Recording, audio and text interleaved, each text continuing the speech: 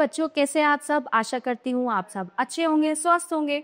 स्वागत है आपका इस कक्षा में। आइए आज हम पढ़ते हैं हिंदी अध्याय 21, घंटी कौन बांधी। एक थी बिल्ली, नाम था उसका पूसी। वो सदा चूहों की खोज में रहती थी। जैसे ही कोई चूहा बिल से निकलता वह उस पर झपटती, वह उसे एकांत में ले जाकर खा जाती। एक दिन पूसी को रसोई घर में दूध रखा दिखाई पड़े। रसोई का दरवाजा भी पूरा बंद नहीं था। ऐसे समय में भला पूसी कब चूकने वाली थी।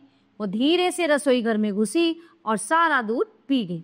दूध से पेट भर गया तो वो एक पेड़ के नीचे जाकर सो गई।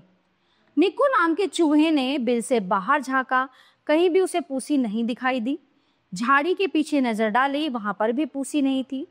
उसने सब चूहों से कहा, भाई सुनते हो, पूसी नहीं है, बाहर आओ, एक सभा करेंगे, ठीक है, यानी कि एक मीटिंग रखते हैं।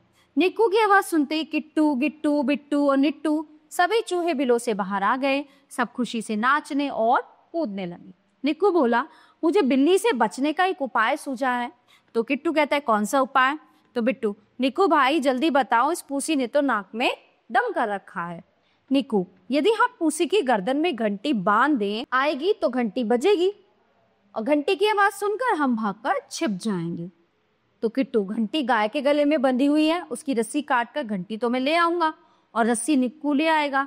बिट्टू, फिर देरी काहे की, अभी ले आओ। अब बिट्टू, किट्टू और निक्कू की बात सुनकर उनके दादा बोले, बच्चों ये सब कुछ तो तुम कर लोगे, परंतु बिल्ली के गले में घंटी कौन बांधेगा?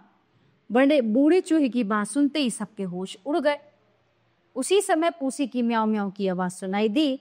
उसने तेजी से झपट कर एक चूहे को पकड़ लिया और शेष चूहों ने इधर उधर छिपकर अपनी जान बचाई। और ये सच था कि उसके गले में घंटी बांधेगा कौन, और वो किसी के बस की बात नहीं थी, है ना।